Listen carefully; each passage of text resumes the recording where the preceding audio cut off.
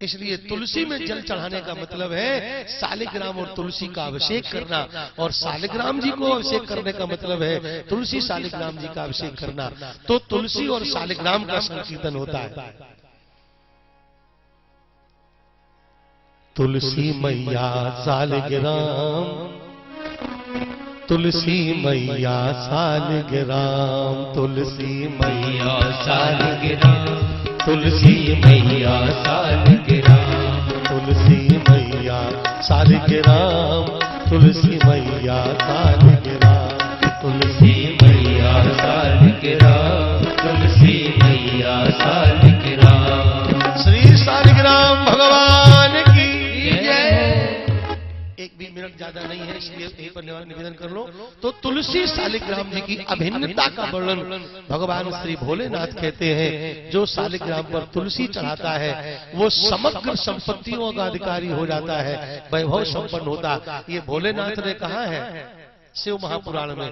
और जो शालिग्राम के ऊपर से तुलसी हटाता है उसके लिए बहुत अशुभ वर्णन किया है। जो तुलसी शालिग्राम को भिन्न कर देता है उसका दाम्पत्य भी भिन्नता को प्राप्त हो जाता है, पति पत्नी में आपस में। इसलिए शालिग्राम से तुलसी तब उतारनी चाहिए जब पहले तुलसी ला करके रख लो। उधर शालिग्राम से तुलसी हटाओ नहीं, वो तो अभिषेक करते समय हट जाए, उतर जाए, हटाई नहीं जाती, उतारी जाती है। ऐसी धार लगाओ शालिग्राम जी के ऊपर जल की कि तुलसी अपने आप उतर जाए, और जैसे ही वो उतरे तुरंत दूसरी चढ़ा दो।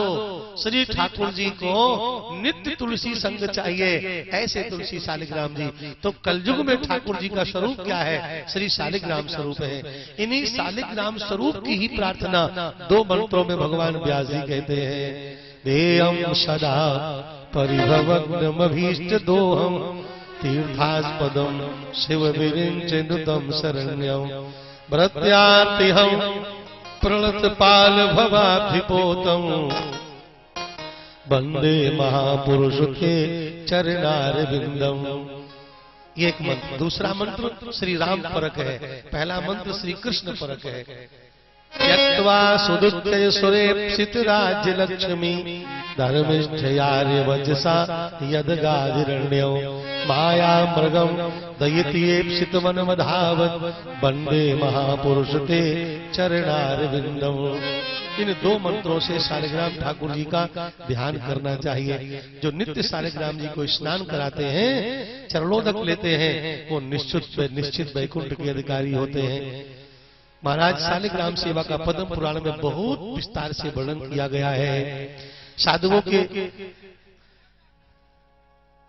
नियमानुसार ये साधु जन एक कहावत कहते हैं, धोए के पिए और दिखाए के खाए, सो नर तर वैकुंठे जाए।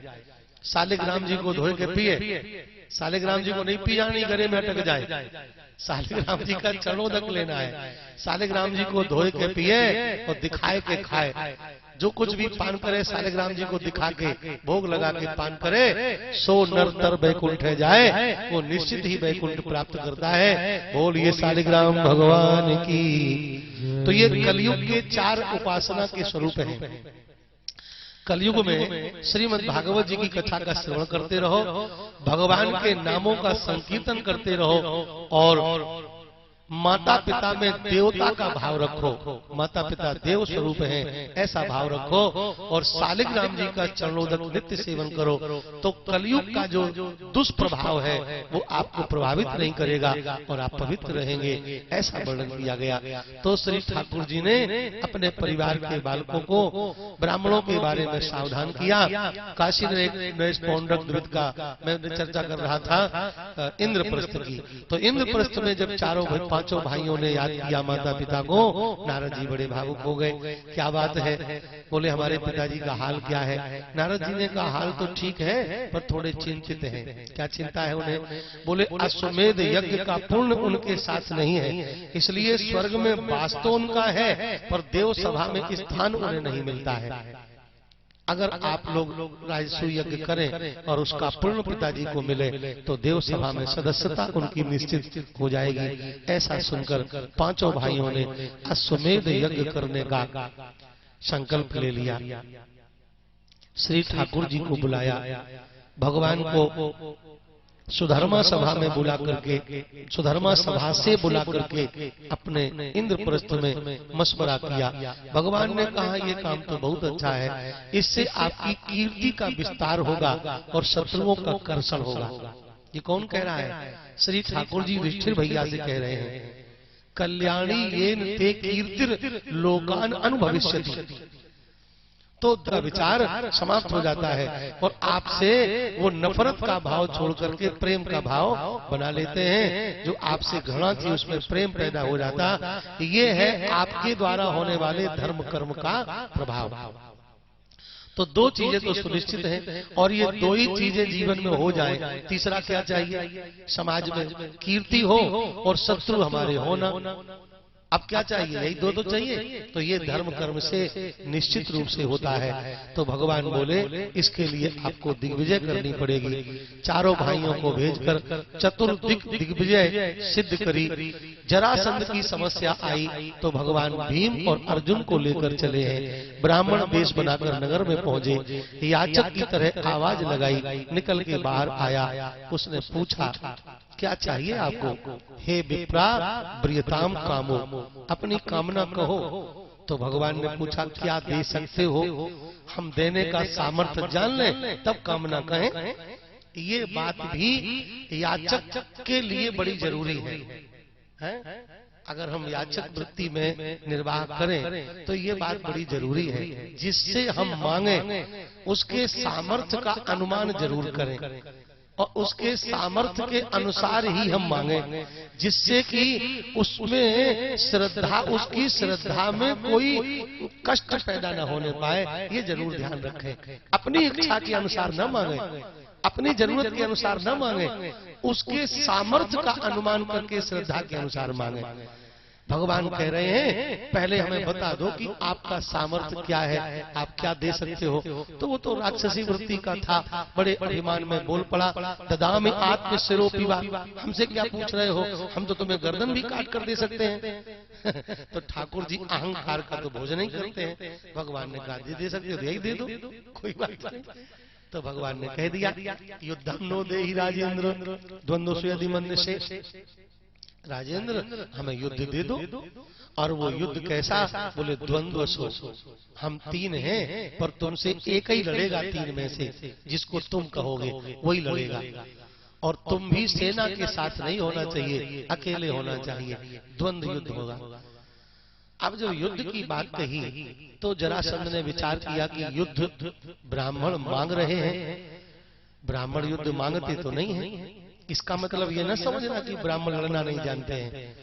दुनिया में जितनी विद्याएं हैं सब ब्राह्मण की ही स्थापित की हुई हैं, लेकिन ब्राह्मण मांग करके युद्ध नहीं करता है। और युद्ध करना कोई बुद्धिमानी भी नहीं है। राजनीति के 4 स्वरूपों में युद्ध नाम नहीं है, साम, दाम, दंड और भेद।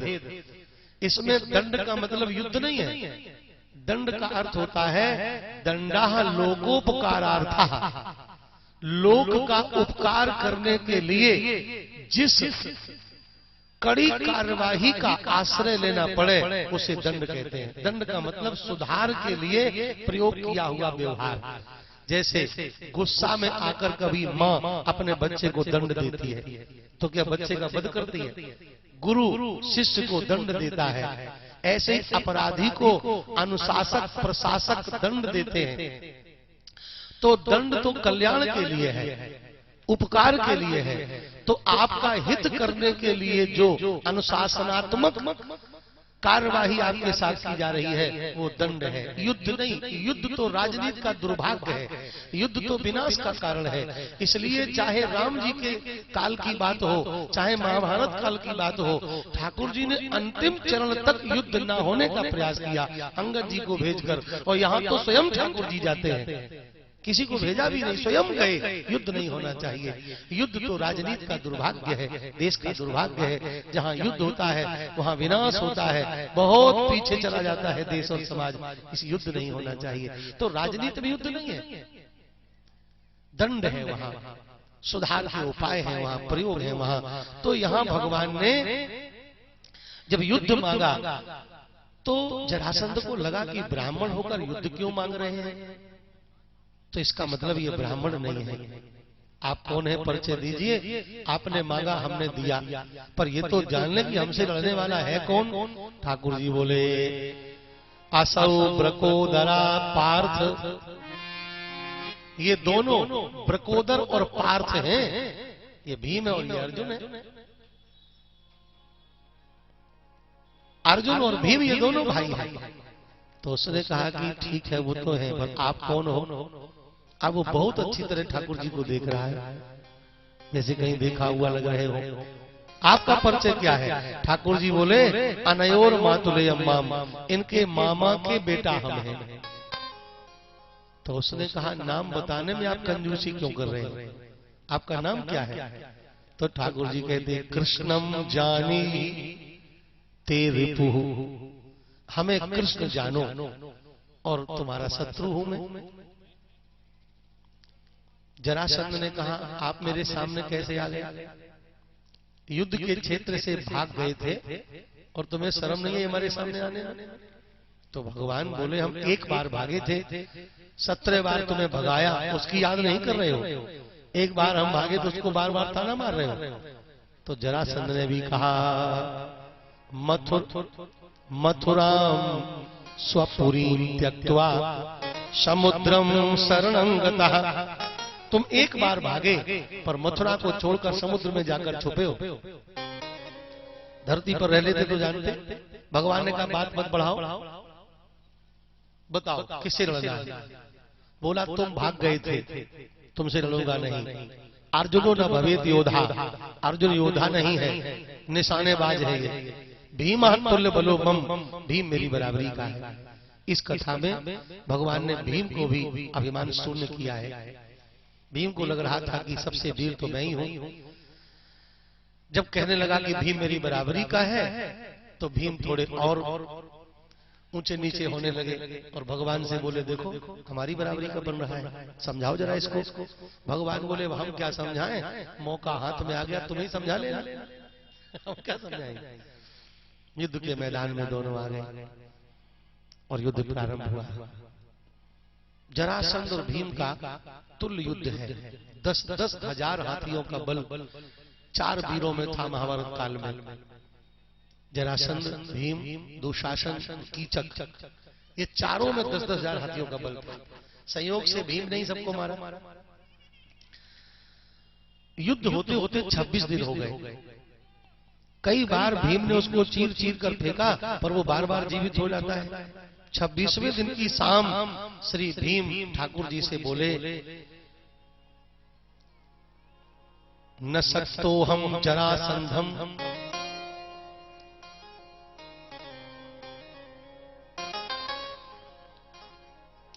हम जरासंध को युद्ध के द्वारा जीतने में सक्षम नहीं है। भगवान ने कहा तो काहे जीतोगे, युद्ध तो करना पड़ेगा। भीम बोले देखते हो कितनी बार चीर के फेंका, बार बार जीवित हो जाता है। भगवान बोले तो तुम क्या चाहते हो।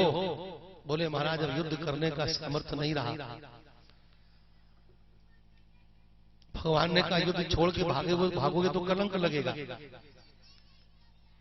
वीर का मरना ठीक है पर भागना ठीक नहीं।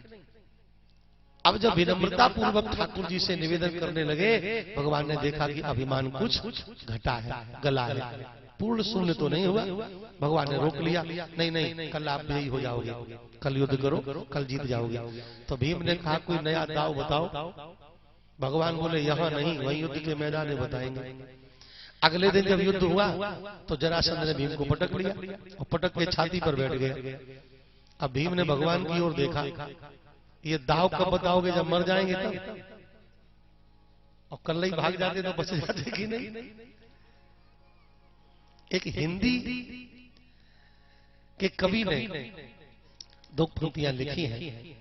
मानो भीम आंखों के भाव से भगवान से कुछ पूछ रहे हैं, बातें कर रहे हैं कि लाए हो विजय दिलाने को और यहां ये दुर्गति कराते हो, शत्रु से हमें पिटवाते हो और खुद खड़े खड़े मुस्कुराते हो। जैसे राधे श्याम जी राधे रामायण लिखा, ऐसे ही सुशील ने महाभारत लिखा है। कवि हुए हैं पुराने टाइम में। तो उन्होंने हिंदी में ये पंक्ति लिखी। हमें अच्छी क्यों लगी?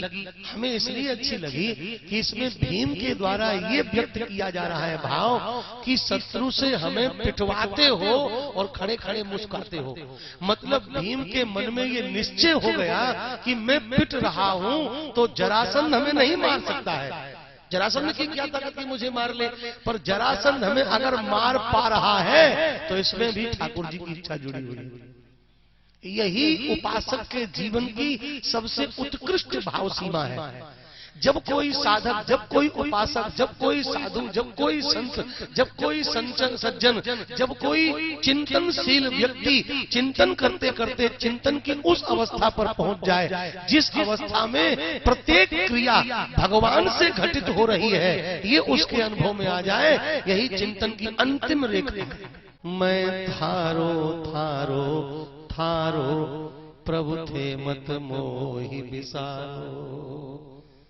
ये सारी स्थितियां इस भजन में है। अंतिम पंक्ति से बहुत अच्छी है। स्वीकार करो तो थारो, इनकार करो तो थारो, ठोकर मारो तो थारो। अगर ठोकर भी मार दो तो भी हम तुम्हारे हैं। स्वीकार कर लो तो तुम्हारे, इनकार करो तो तुम्हारे, ठोकर मारो तो तुम्हारे। मैं थारो थारो थारो, हर स्थिति में तेरा हूं। तो मेरे साथ जो कुछ हो रहा है वो तेरी कृपा से हो रहा है। भीम के मन में ये आ गया कि आप ही पिटवा रहे हैं और हम पिट रहे और आप हंस रहे। स्वामी पथिक जी महाराज ने कहा था, अपने जीवन में घटने वाली हर घटना में जब भगवान की कृपा का दर्शन होने लगे तो ऐसे साधक के जीवन में भगवान का प्रेम ऐसे बढ़ता है जैसे बाढ़ के समय नदी में पानी बढ़ता है। जब चिंतन की वो दशा आपको प्राप्त हो जाए, चिंतन की जिस दशा में होने वाली हर घटना में भगवान का अनुग्रह दर्शन होने लगे, भगवान की करुणा दर्शन होने लगे कि चलो नामदेव से सत्संग कर लिया जाए। तो कबीर बाबा चल पड़े नामदेव की तरफ। और इधर भगवान ने बड़ी विचित्र लीला करी। भगवान ने क्या किया? हनुमान जी से कहा तुम घोड़ा बन जाओ। हनुमान जी बोले हो, बन गए घोड़ा। और राम जी एक पठान का रूप ले लिया। सुनकर के थोड़ा गंभीरता से स्वीकार करना। और एक सामान की पोटली बनाई और सिर पे धर ली ठाकुर जी, राम जी ने। और बाबा नामदेव के पास पहुंच गए और बोले, बाबा जी हम घोड़े की दौड़ करना चाहते हैं और ये सामान की पोटली खोपड़ी पर धर के घोड़ा दौड़ाने का मजा नहीं आएगा, आप थोड़ा सहयोग करेंगे? बाबा जी बोले, हाँ बताओ कैसे। और वहां तो दृष्टि है सियाराम में सब जग निज प्रभु में देखें जगत। रोटी नामदेव पकाई, उसको स्वान ले गया भाई। पीछे घी का कटोरा लिए जा रहे, स्वामी सूखी तो न खाओ, थोड़ा घी तो लेते जाओ। तुमने सूरत बनाई काहे स्वान की, जर्रे जर्रे में झांकी। 56 बार जिंदगी में नामदेव जी ने भगवान का प्रत्यक्ष दर्शन किया, 56 बार। और 52 बार कबीर बाबा ने प्रत्यक्ष ठाकुर जी का दर्शन किया। बाबा जी खड़े हो गए, ठीक है क्या करना है? बोले मेरा सामान ले लो आप और हम घोड़े पर बैठ के चले, तो पीछे पीछे सामान लेके आप चले आना और जब दौड़ पूरी हो जाए तो अपना सामान हम ले लेंगे, चले जाएंगे। बाबा ने कहा ठीक है। बस सामान की पोटली लिया, अपने सिर पे धर लिया। किसने? बाबा नामदेव जी ने। और ठाकुर जी घोड़े की पीठ पर बैठे गए और घोड़े की पीठ पर बैठकर जैसे ही लगाम खींचा, घोड़ा हनुमान जी थे उड़ पड़े पवन वेग के साथ, और बाबा पीछे पीछे पोटली सिर पे धरे और भागते चले जाए बड़ी तेजी से। उधर बाबा कबीर आए झोपड़ी पर, तो देखा नामदेव जी है नहीं, ध्यान से देखा है कहां, जब ध्यान से देखा तो पोटली सिर पे धरे भागे चले जा रहे। बाबा कबीर योगी थे ना, योग बल से वहीं पहुंच गए। ये क्या कर रहे हो, घोड़े के पीछे सामान लेके भाग रहे हो, घोड़े के पीछे भाग पाओगे आप? ये क्या व्यर्थ आश्रम कर रहे हैं, हम आपसे सत्संग करने आए थे और आप कुटिया में नहीं। बाबा नामदेव ने कबीर बाबा की ओर देखा, आंखों में आंसू भर के कहा, कबीर क्या सत्संग करोगे, क्या सत्संग करोगे? नामदेव कहो सुनहु कबीरा, नामदेव कहो सुनहु कबीरा, इनके चरण गहू। ये घोड़ा और पठान जो देख रहे हो, इनके चरण गहू, यही रघुवीरा। ये ठाकुर श्री राम जी हैं जो घोड़ा दौड़ा रहे हैं।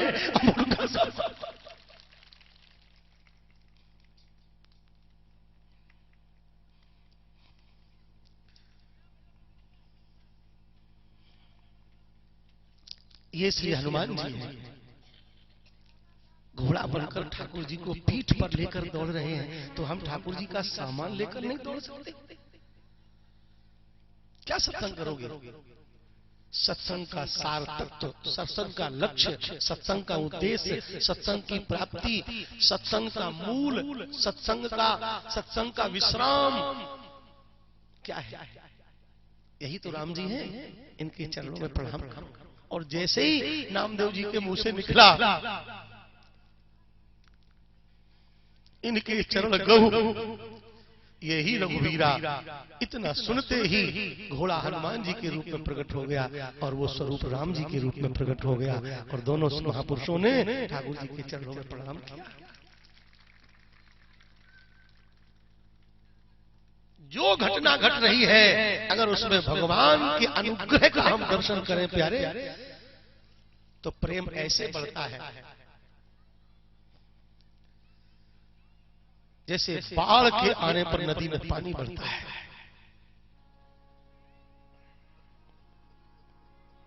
तू ही है, तू ही है,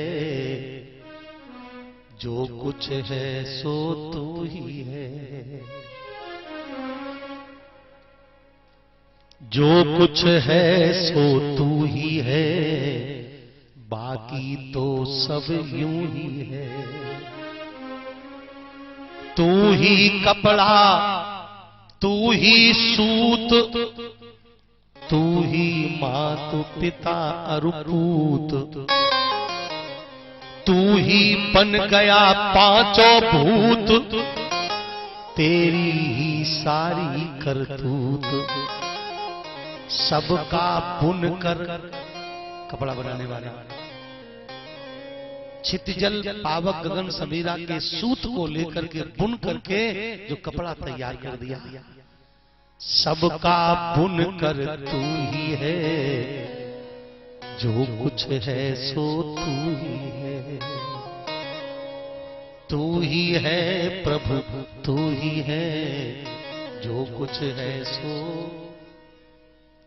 अब ये जो बाकी रह रहा है ना, ये बाकी तब सुनाया जाएगा जब कै महा वाले फिर कभी के याद करें। भी तो स्वामी जी की सेवा चल रही।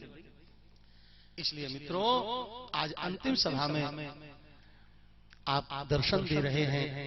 हमने कई बार कहा और शायद मैं अंतिम क्षणों में ना कह पाऊं, क्योंकि बहुत जल्दी हमें भागना पड़ेगा। तो अभी हम निवेदन कर लें, हम वृंदावन में भी जब कथा करते हैं तो वहां भी औपचारिकता में नहीं, मैं सच कह रहा हूं आपसे, चाहे ये मान लो कि हम बाहर से गए इसलिए ऐसा लगता है, और चाहे ये मानो हमने स्वामी राजेंद्र दास जी के मुंह से एक घटना सुनी है। वो सुना रहे थे एक बार सत्संग में कि उनके गुरु जी एक बार गोवर्धन परिक्रमा में, जो उनका स्थान है, गौशाला भी है, वहां कथा कराए और उस कथा में ब्रजवासी को कथावाचक के रूप में नियुक्त किया। तो बता रहे थे कि एक दिन हम भी गए कथा सुनने। तो कथा तो ऐसी विचित्र थी महाराज कि एक कथा का शब्द ही नहीं था कथा में, भागवत में।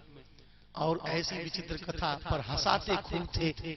जब कथा पूरी भई तो बोले हमने गुरुजी से कहा कि आप इनकी कथा में संतुष्ट कैसे हैं? बड़े ध्यान से सुनना, महापुरुषों के संस्मरण है ये। तो वो तो बड़े विद्वान थे, तो कि गुरुजी ने बहुत प्रसन्नता से, बड़े गंभीर वाणी से, क्योंकि हमारे मन के बचपनापन को वो जान गए थे, बड़ी गंभीर वाणी से कहा, अरे पंडित जी ये ब्रजवासी हैं और ब्रजवासी तो ठाकुर जी के सखा हो में, इन्हें तो गद्दी पे बैठार के पूजा करवे ही से सारी भागवत को फल मिल जाए। कथा जैसी कहें वैसी कहें, कथा तो ठाकुर जी की है, ये तो ठाकुर जी के सखा हैं जो जन्म इनका यहाँ ब्रजभूमि में हुआ, और इनसे हम कथा सुने, ये तो मेरा सौभाग्य है।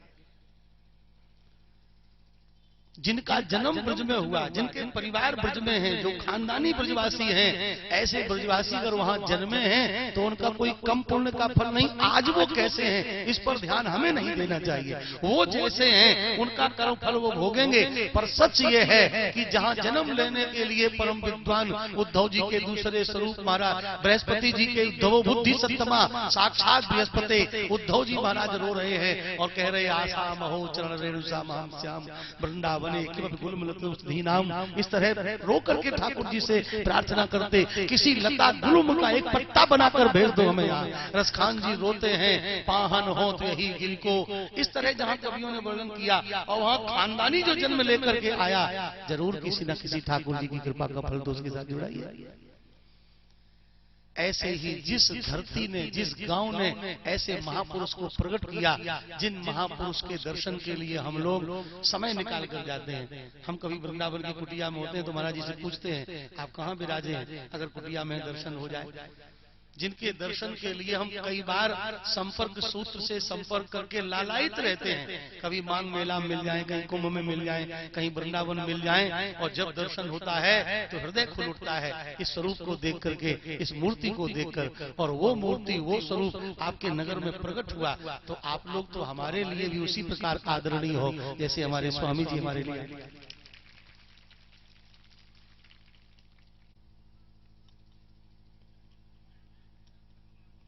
अवध की धरती पर राम जी प्रकट हुए तो अवध धाम बन गया, ब्रज की धरती पर कन्हैया आए तो ब्रज धाम बन गया। और भगवंत और संत में कोई अंतर नहीं होता, रंच मात्र रत्ती भर भी, ये पहले मन में बिठाओ। जहां भगवंत प्रकट हो वो धाम बन जाए, और जहां संत प्रकट हो वो भी धाम बन जाए। वो धाम ही तो है जहां साधु प्रकट हो, जहां संत प्रकट हो। संत और भगवंत दोनों प्रकट होते हैं। सही बात यह है, बिल्कुल औपचारिकता नहीं कर रहा हूं, सही बात यह है कि हम पढ़े नहीं हैं। और दूसरी बात बिल्कुल सही है कि हम एकदम देहात के वक्ता हैं। अच्छे मंच महात्माओं के बीच, विद्वानों के बीच बोलने का, संभाल कर बोलने का ज्ञान, उस प्रकार का तरीका हमारे पास कतई नहीं है, बिल्कुल नहीं है। ये तो एक किसी कलाकार की कुशलता है कि वो कागज का भी पक्षी बनाकर और रंग भर करके उसको इतना सुंदर सजा दे कि वो दूर से देखने में प्रत्यक्ष पक्षी जैसा ही लगने लगे, भगवान जैसा लगने लगे। तो ये तो कारीगर की कुशलता है कि वो पत्थर को भी छांट कर भगवान बना दे। तो इन संत महापुरुष जैसे कुशल कारीगरों की कृपा है, जिस कृपा से, जिसके लायक हम बिल्कुल नहीं थे, और उस आसन पर बिठा दिया। और देखो बड़े ढंग से सुन भी रहे हैं। जैसे बालक तोतरी भाषा बोले तो उसके माता पिता परिवारी प्रसन्न होते हैं, 7 दिन प्रशंसा करके वाह भाई वाह, बड़ा सुंदर बड़ा सुंदर कर करके अपना 7 दिन का निर्वाह भी बड़े आराम से कर लिया। नहीं तो सही बात यह है कि हम कुछ भी ऐसा नहीं कह सकते हैं जो कहने से यहाँ बैठना हमारा सार्थक हो जाए, सफल हो जाए। इनकी करुणा है, इनकी दया है, संत महापुरुषों का आशीर्वाद है। उसके बल पर जो कुछ भी हुआ, जो कुछ भी कहा सुना गया सप्ताह पर्यंत, अगर उसमें कुछ आपका कल्याण कारक लग रहा हो, शुभ कारक, पवित्र कारक रहा, उन्नति कारक रहा हो, कोई ऐसा रहा हो जिससे आपका जीवन परिवर्तित हो सके, तो वो सब इन संत चरणों की कृपा का कारण मानना। और जो बेकार की, व्यर्थ की, निरर्थक बात सुनी हो, वो समझना कि ये इनके मुंह से निकला है जो बैठे हैं सामने। ये सारा निवेदन हम इसीलिए आपसे कर रहे हैं। आप भी धन्य भाग्य हैं, आप तो धन्य भाग्य हैं ही, आपके बीच आकर हमारे भी पातकों का निवारण हो गया और ऐसी सुंदर झांकी का दर्शन हो गया। एक समूह में साधु दर्शन और उनके आशीर्वाद प्राप्त करने का अवसर बना। भैया